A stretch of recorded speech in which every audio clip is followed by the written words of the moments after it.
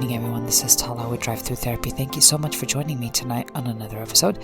And as always, I'm grateful for your support and for all the shares that you guys are doing.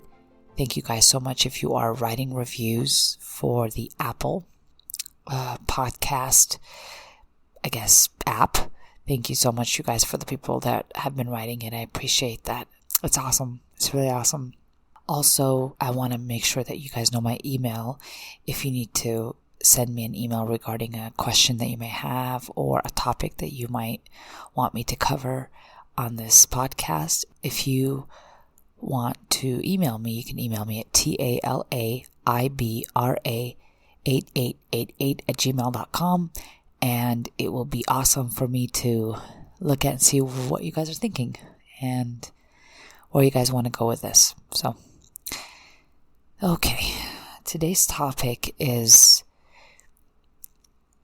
a reflection of what I've been dealing with when it comes to my work as a therapist. And there's a consistent theme that comes from people that are in relationships on long term or even somewhat short term, and people dealing with the idea of separating and reconciling. And so this is what this is about today, is reconciliation. This is an important part of a relationship, believe it or not, the separation and the reconciliation.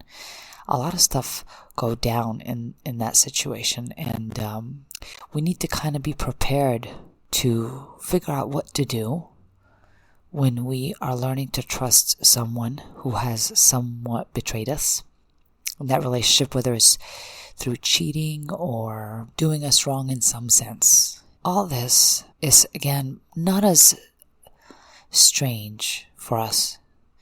It happens more often than we think, because humans are imperfect, and this is not to excuse them, but it is to point out the obvious. And because humans are imperfect, they do things that are imperfect. And it seems like it's obvious thing for people, but we still get shocked and traumatized because people have this thing called free choice, and they do with it as they wish. So first, I would like to say that when we're in a relationship with someone, we do not own them. We do not own the outcome of them or the response to their life. We simply get to share this time at this moment with them. That's the only thing we really can guarantee, is that I am present with you in this moment. But the future I cannot guarantee. And the past already happened. And if there is no understanding of that, then when we reconcile with this person who has maybe done us wrong, or maybe we've done them wrong, but I'm really speaking to the person that has done us wrong, okay, and we're really trying to learn how to trust them again. If you have this idea that somehow they need to earn your trust, that is somewhat false. I can't have you thinking that. Let me tell you why.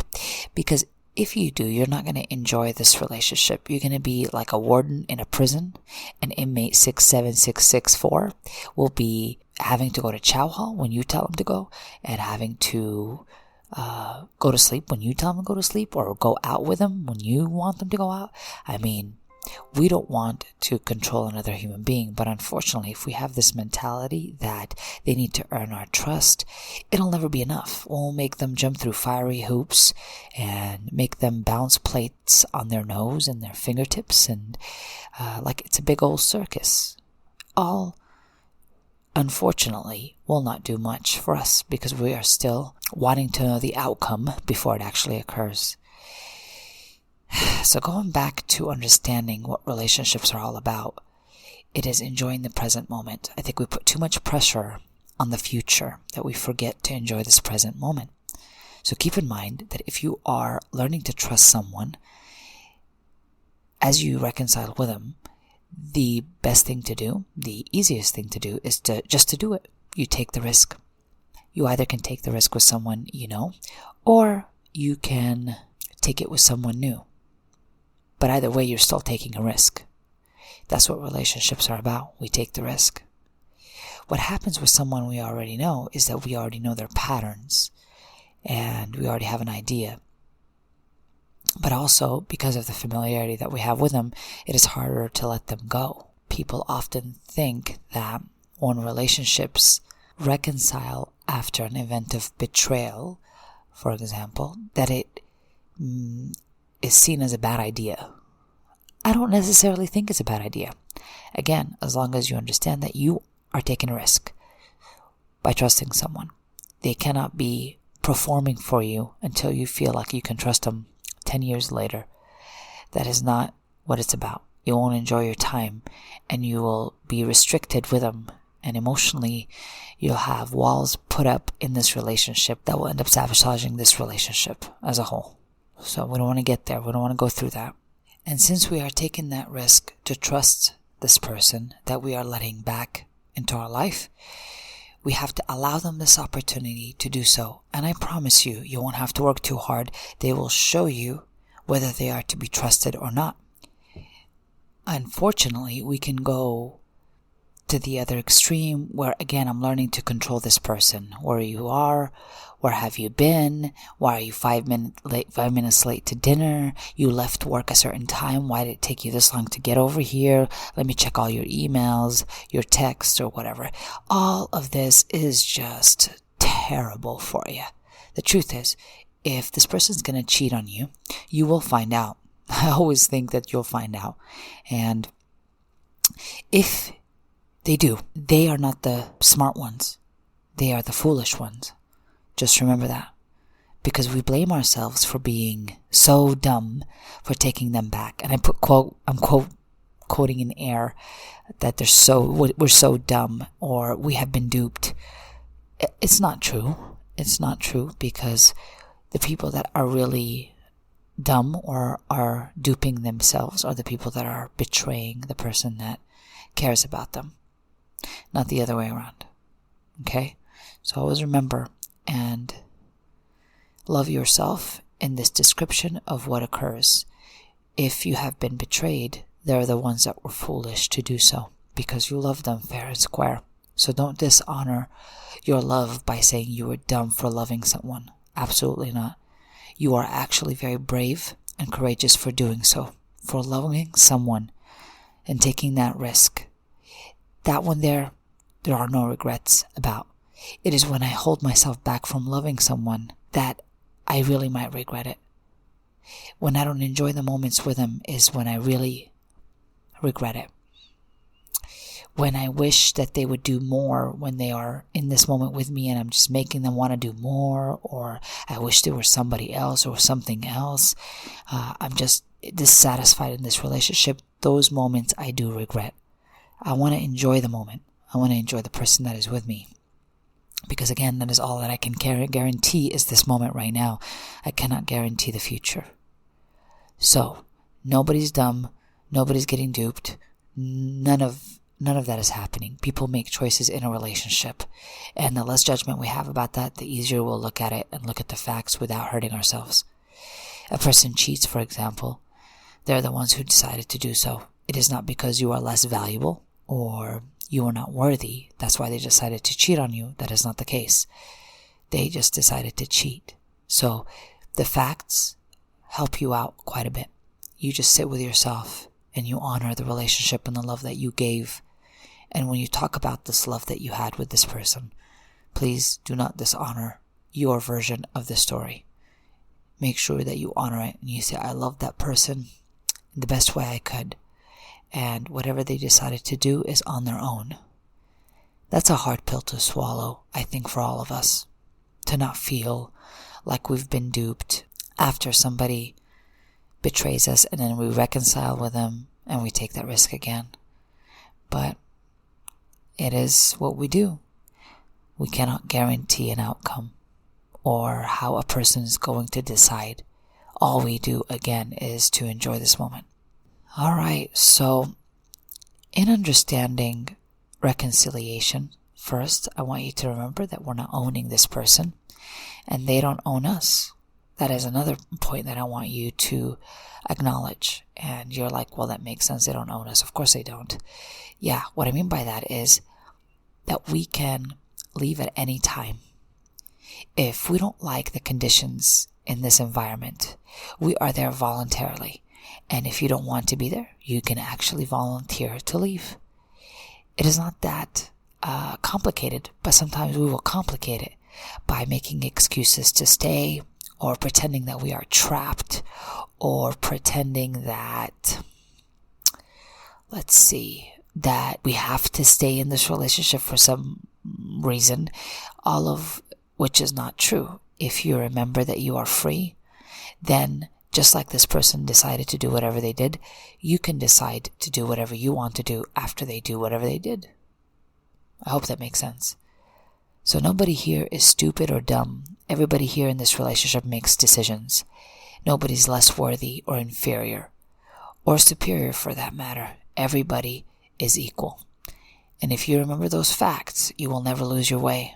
You can go into a relationship or reconcile in a relationship with self-love, and you can also leave that relationship if it's time to do so with self-love. It works both ways, my friends. Also, I want to mention that we sometimes say things that really can get us all riled up, and it makes no sense when we say that I wasted my time with this person. I spent so many years with them.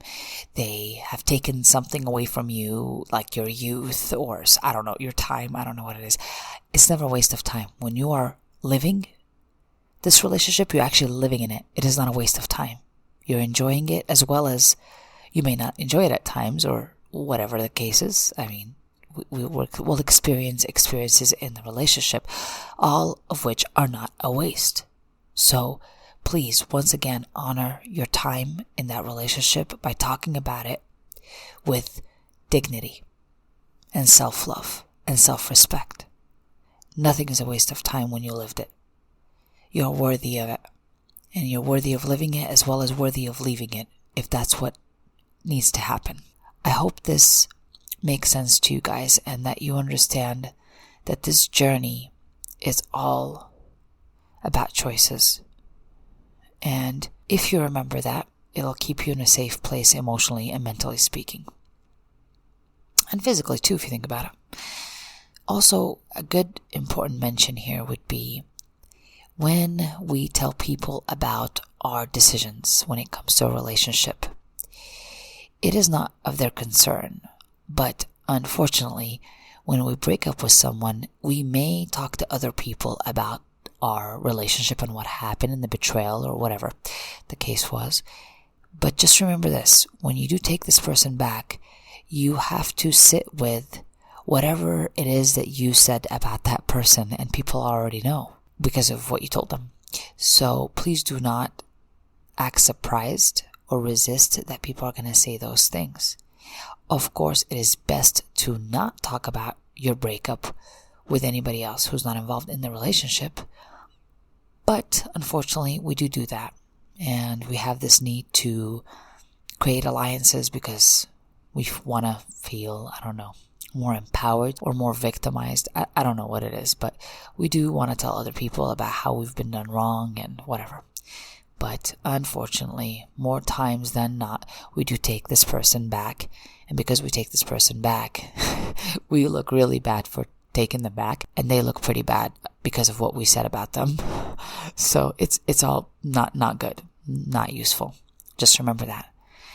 It's best if we prevent all this. But if, let's say, you did take this person back and you've already told other people about how you guys broke up and what this person's done, then just be ready to hear something from them back.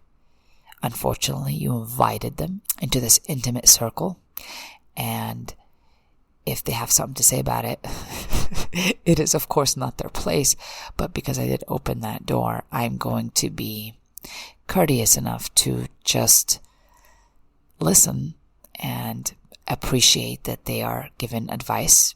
I don't have to take it, but I can appreciate that.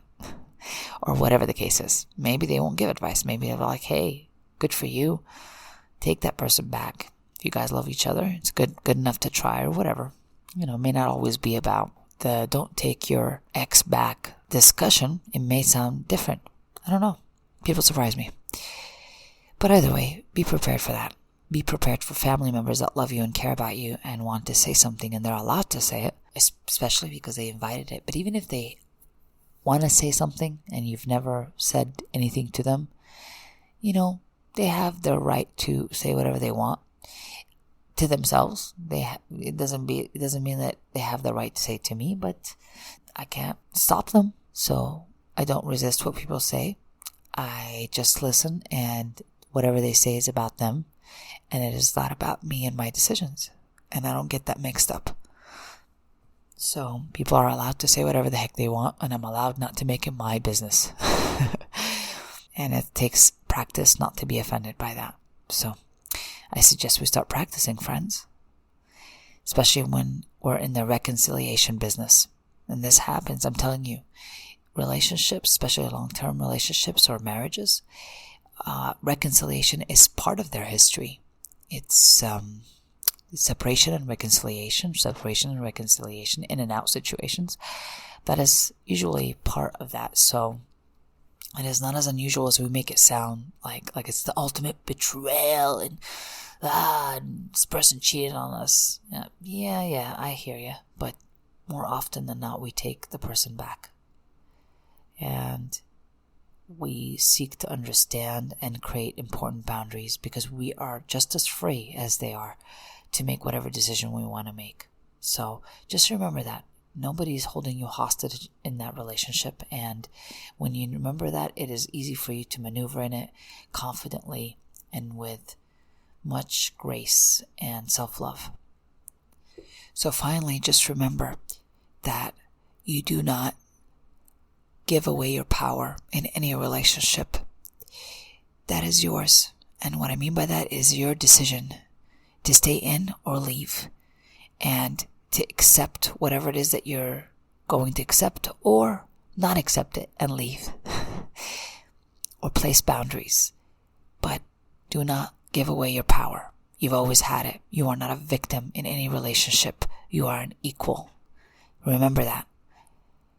You can do whatever you would like to do in that relationship, just like they can. And I don't mean that in a vindictive way, but I mean that in a freeing way.